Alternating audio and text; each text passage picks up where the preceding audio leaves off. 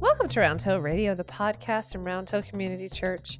Through our conversations, we discover the holy in the ordinary, find moments of grace and peace, and redefine what we're talking about when we talk about faith. Good morning, Ed. Good morning, Leslie. How you doing? I'm doing fine. Oh, that's great.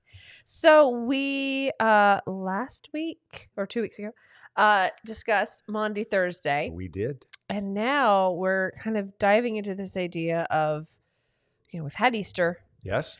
and kind of what happens after that. Yes. Because kind of sort of famously, the disciples, poof, Yep. they go every which way. They're gone. We have the women at the Hunker tomb. down. They hunker down. They're like, Yeah. it's too hot in here for me. The women are at the tomb, but then we Mhm. kind of don't really hear much from them. Mhm. So it's amazing if you think about it. We get from that to modern day Christianity. Exactly. So how did it all not just What happened in between? What happened? How did it not completely fall apart right then and there? It's amazing. I think it's an incredibly important question Yeah. because you're right. We go from these powerful stories of betrayal and community disintegration and death, Mm-hmm. and then suddenly the church. Ta-da! How did that happen? Right. Exactly. Right. So a couple of thoughts about this, Mhm. because my personal feeling has been that these so-called post-Easter stories Mhm. where Jesus interacts with his disciples, he appears to them. I mean, we just need to stop and have a little moment here Yeah. because this is a person who was dead, who now appears not just once, but apparently a few times. He was hanging out for a while. There's a long period here. I mean, not super long, but there's Yeah. a period where he interacts with these, first of all, with Mary Magdalene at the tomb. And then he appears to the disciples where they're in their hideout because Right. they've locked the doors.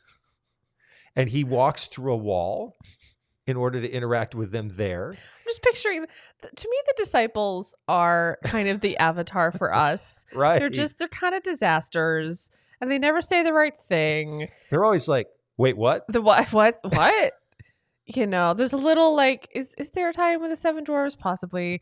But and I just see them just panicking, just like constantly panicking. In the And gospel. I mean that very endearing. I find Of it very course, endearing. right? Because we can identify with them. In the Yeah. Gospel of Luke, a few of the followers, they have an interaction with Jesus. It's when they're walking away from the city. Yeah. They're not hanging around, No. They're right? It's time to go. They're hightailing it. Exactly. Got it. And Jesus intercepts them. And they walk along with him and they don't recognize him. Right. It's That's always the interesting. Yeah, I feel like that's a very common So element, right? What's interesting in these stories is that, there's so much mystery here, which is why I think these are such really enjoyable stories. Mhm. But there's this tendency, I think, in a way to kind of pass over them. Yeah. Get right on into the next, whatever the church is doing, Yeah. right, in April or May. Yes. And, but to your point, Mary Magdalene, when she meets Jesus following the resurrection, she doesn't recognize him initially. Now, it's dark. Who knows what else is going on, right? But she thinks he's the gardener. And so, are you the one who took his body? I mean, Yeah, what'd you do? She doesn't really. She's trying to pull all this together. Yeah. And likewise, those group, that small group of followers, they interact with Jesus. They walk along. They don't recognize him. It's only Right. when the meal happens, something triggers the recognition for Jesus and Mary Magdalene. He says her name, Mhm. and then she says Ravuni, rabbi Mhm. in Hebrew. And likewise, when the small group of disciples finally recognize Jesus, it's when they sit down at a meal. Yeah. And then he vanishes. Gone. Let them pay for it. Right? And there's another story of, so-called his ascension, which is not necessarily a story that's given a high amount of regard in our tradition, Mhm. but where he's with them and then he's not with them. He Right. ascends into heaven. Mhm. So what is going on here, right? As you Yeah. say, why didn't this movement just collapse in on itself? The Mhm. Jesus movement wasn't the only gathering at this time, right? Right. So I guess I have a couple thoughts about this just to sprinkle those into our conversation. I love it. Here Do we it. go. Let's do it. So thought number one, first of all, is that something happened in the life of this community that instead of the community disintegrating, this thing galvanized the community. Mm-hmm. It gave them a reason to continue with one another. It gave them courage to continue. And of course, from it, it became even stronger and more powerful. Mm-hmm. So that's my first observation. Okay. However awful the death and the crucifixion were, and they were, it wasn't the end of the story. Right. So that's interesting. And I would say that the key to that question about what happened is somehow contained in these mysterious stories. Okay. And the problem with these stories is that we don't really like to talk about them a lot, I think, in our churches because they have this element of the supernatural. Yeah. Right? Right. So I always think when I'm introducing a story to the congregation after Easter, and I'm saying, well, in one of Jesus' post-resurrection experiences, like I'm talking about a time he met the disciples on the bus, Yeah. I mean, here's this remarkable, out of our mind, Mm-hmm. out of the body experience, and we treat it like it's normal. Yeah. Right? It's pretty odd. It is. Yeah. And it wasn't normal for those disciples, right? It was Mm-hmm. shocking for them, Right. but actually shockingly good, so that it was enough to pull them together and to continue. So much so that the appearances didn't need to continue. Whatever happened in that moment, Mm-hmm. it's like it was an infusion, a booster shot of something Mm-hmm. into these disciples, which has then managed to carry itself over from generation to generation. So in early college, I took a early Christian history class, Mm-hmm. much of which went quite over my head, I will admit, or I wasn't paying attention.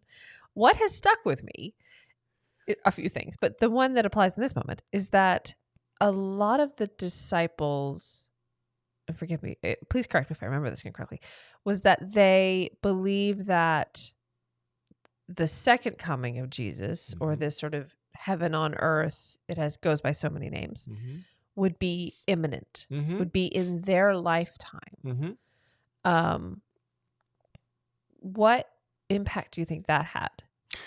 So I think you see that or hear that voice in the letters of Paul, Okay.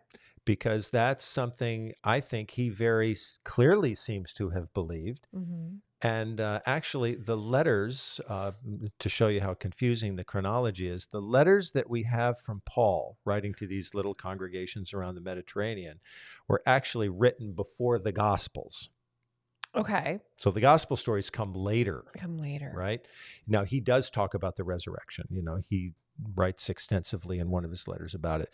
But he is really believing that this is a time for people to clarify their lives and act accordingly, Right. because of that change. Right. However, as you read along in his letters, and that's not happening, Mm-hmm. you can see that his time frame is changing. Interesting. And in a way that urgency starts to dissolve, very slowly dissolve, because he really begins to grasp, oh, we're in this for the long haul. Yeah. Right. Right. And how many times in the last 2,000 years have people advocated for the end of it all? Right. Which only turned out to be yet another transition moment. Mm-hmm.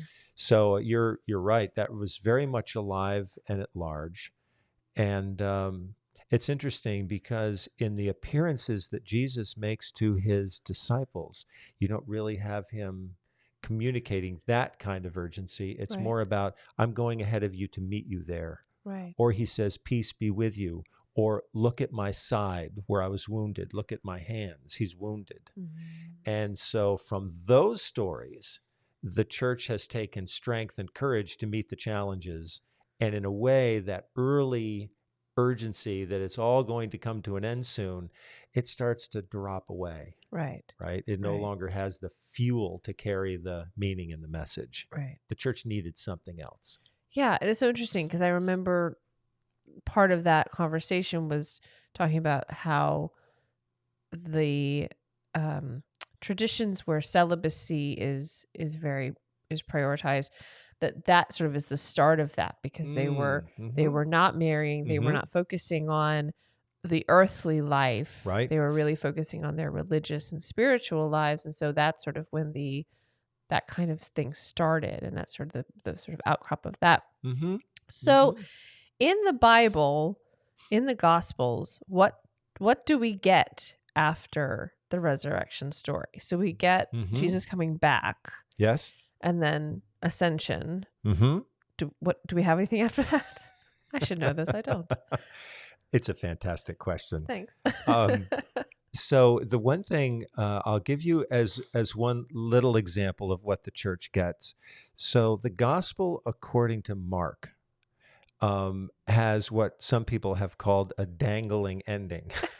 It's a cliffhanger. It's a cliffhanger. Oh, exciting. And actually, the last word in the gospel is the English word for. It says, and they were so terrified for, yes. You okay? What's next? Oh no. And it ends. And it ends. That's it. Yeah. Oh no. And so modern translations have tidied it up a little bit, but it sort of ends with the words, and they were terrified, which seems like an odd way to end a story that's supposed to be your good news message to the world. It's awkward. It's really awkward. Yeah. So actually, there was another ending eventually added on, and then Okay. another ending after that. Oh goodness. Yeah. So they just kept, it's like new and improved. Yeah. But it goes to show that even there's uncertainty about how do you bring closure to this thing, Right. right?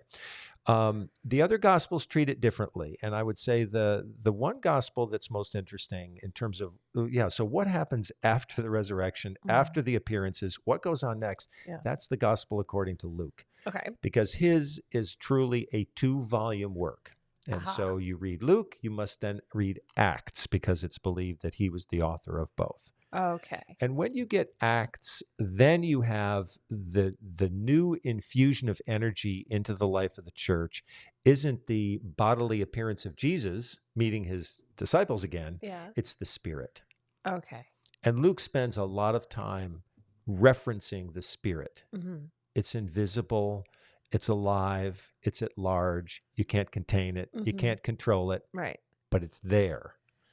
And that's what the church depends upon as it moves forward in its work, this essential intangible of the Spirit. Mm-hmm. So what becomes mysterious after Jesus' death, his appearances, I would say becomes even more mysterious after that, because now we have the Spirit. And how do we work with that? So that was going to be my next question, because if you look in the hymnal, which is organized in a vaguely organized way, but that you have sort of the God section at the beginning, and then you have the Jesus section, yes, and like life and ministry, yes, and then you get to the Holy Week section. You got it. You have the Monday, Thursday, you have the Good Friday. It's very handy, and then you get the Easter, and then right after, if you turn the page from resurrection, yep, Pentecost. Right. That's all we get. Right there. Just the same piece of paper, just the other side of it. So where does Pentecost fall? And I know we are going to do a Pentecost episode, so foreshadowing. Can't wait. But where does that fall in our story? Like how soon after, I guess, or like roughly, you know? 50 days. 50. Oh, well, there you go. How's that for precision? Now it is. Right? Now it is. So we go from Passover, and Pentecost was an agricultural festival. What? Yeah. So it was a time when people came together to celebrate this agricultural festival. And this is, again, sometime 50 days after Passover. Okay. And it becomes, as it's described in Luke's volume 2, the book of Acts, you've got Jewish people from all over the world, is the way he wants you to think about this, as coming together for this great Pentecostal celebration. And what happens, of course, is that there's a disruption, an interruption. The Spirit enters the party, and suddenly everyone, all of these people who speak different languages suddenly have a common understanding. Right. Right. So that's part of the mystery of that. And it's as if there are little tongues of fire dancing Right. above people's heads. And that moment is often seen by Christian people as the birthday of the church. Okay. That's when the church forms. Mhm. Not everybody sees things that way, but something galvanized the community. What Mhm. was that something? Right. And the story that Luke is suggesting is it's something the church couldn't fabricate, manufacture, create, or control, namely the Spirit. Okay. And, I think you were asking a great question in one of our episodes about the Trinity, right? Yeah. Right? God, the Creator, the Christ, and the Holy Spirit. Mhm. And, where there's one, you meet all three. Mhm. So where the Spirit is present, you're still meeting the creative energy of God. You're still Right. meeting the loving energy of Jesus. Right. But now the Spirit is the great unifier, Mhm. blends all of these disparate people together into a new movement, Mhm. or maybe it's fair to say reanimates the movement that looked like it was kind of on its last legs. Right. Right. And then the Spirit has a very prominent place in the stories that go forward in Christian Right. life. The Spirit is such an interesting thing because it's so intangible, and that Yeah. we as humans have given it so many symbols to it. We have the right. fire, Uh-huh. we have wind, The the dove. dove. Mm-hmm. There's so many different things to try to contain and explain Yeah. this idea of the Spirit. Yeah. I like the word you use a lot, which is the energy. Mm. And I don't know, I don't think you always mean the Spirit when you say that, but I think it's there. But a good part of the time I do. Yeah. Yeah. Okay. Yeah. That's a word that I do love. And I think using that word energy of life, Mhm. and I sort of see the E capitalized and the L capitalized. Okay.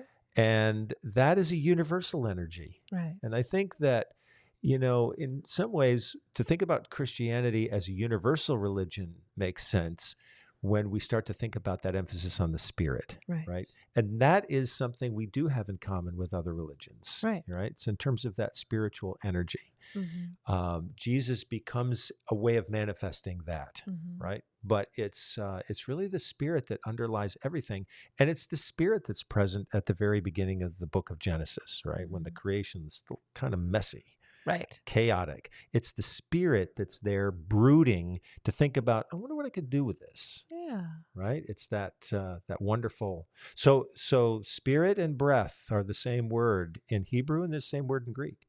Mhm. So it's it really helps to see the basic quality of our lives as connected to that larger, what we call the holy and the ordinary in our Holy in the order. podcast, Hey. right? Nice callback. I had never thought about the Spirit being present, omnipresent, if you will, Mm. in any of those stories, because I feel like, it kind of, in the stories that I guess I was told as a child, it sort of starts on Pentecost, Mhm. and sort of, Creator, Christ, and Holy Spirit. It's sort of in chronological order. Right, that's right. You know how they have movies in order of I appearance? love that. Yeah. Yeah, it's like movie credits in order of appearance. That's right.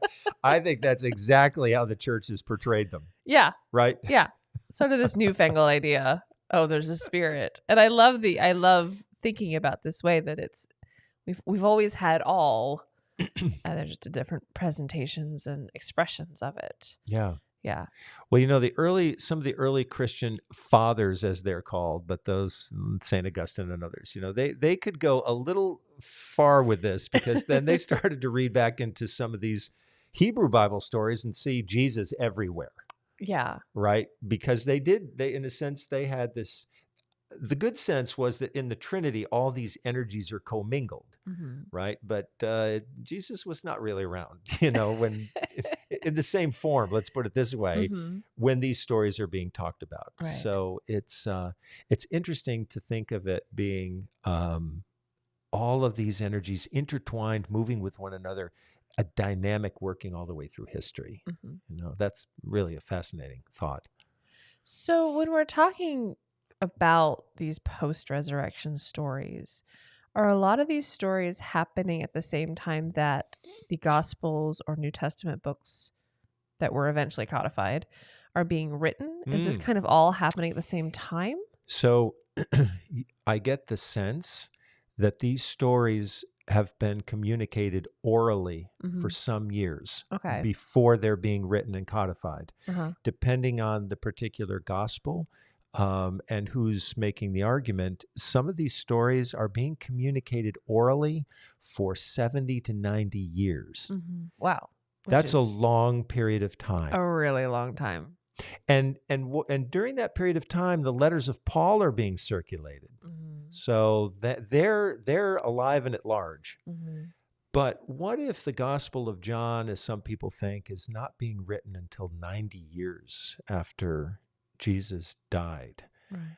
A lot has happened in that time. Yeah. First of all, it's amazing that the movement has continued for that long. Mhm. But again, what galvanized it, Right. right? Especially when, if it's true, as the stories indicate, that the disciples really scattered, Right. right? So that's kind of interesting. And so it makes me really think about what is the intangible energy that's going on here at this Mhm. time to help this community not to blow away from the face of the earth Right. and still do its loving, caring work. It's fascinating to me how if you look back in history at this period, it seems like, oh, these are short amount of times, but then you compare them to now and Mm. use these time periods and you're like, no, that was a really long time ago. Yeah. That 90 years, or then Mm. and wasn't the Bible then in itself with the official books sort of selected, that was 300 years later, It was 300 it and was a ways a couple of hundred years. yeah. Hmm. And so I've always been really interested in like the books that didn't make the cut. Oh yes. I'm really into that. Hey, we're going to do a separate episode on them. We will have fun. Yes. Yes. Dead Sea Scrolls and everything? You bet. We're bringing it all. Yes. I mean, it really speaks to like the this is my opinion, the futility of banning books. Right. Because it's like, no, I want to go on now. I really want to go read that. Because somebody saved them. Right. You're right. Right. Because somebody was like, well, Oh, I just happen to have these in the attic. Right. What if anybody's interested in them? yeah. I used to actually have a copy of the Gnostic Bible. Sure. Just like hanging out in my Right. house.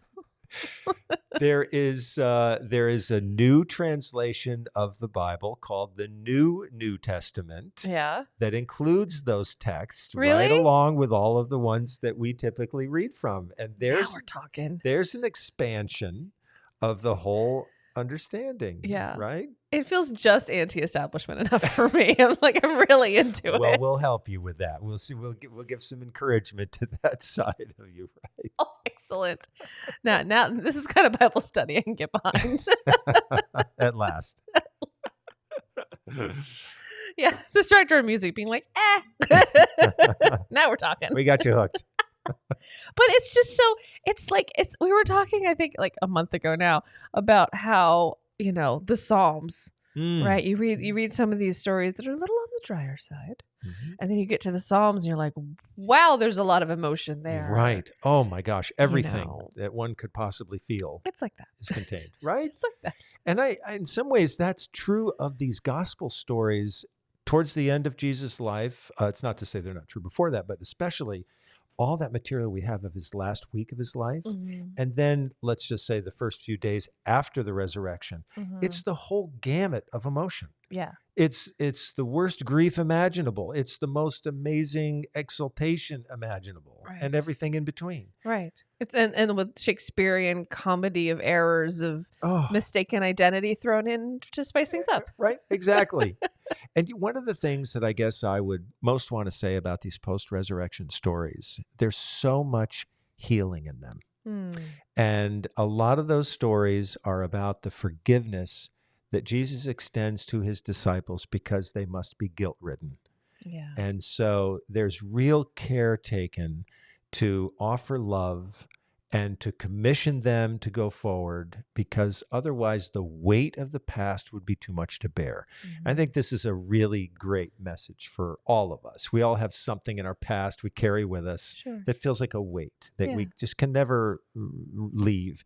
And here's Jesus saying, I love you. He repeats it in one case multiple times, asks his disciples if they continue to love him. He feeds them. He walks with them. He gives them some counsel. When it really comes time for him to leave and this spirit begins to be more active, they know a lot by this time. They've got enough to go on. And the movement's been going on ever since. That's amazing. Well, thank you for diving into this lesser discussed part of the Easter story. So we wish you all a wonderful week, and we'll see you back here next week. Round Hill Radio is brought to you by the friends and members of Round Hill Community Church. For more information, please visit roundhillcommunitychurch.org.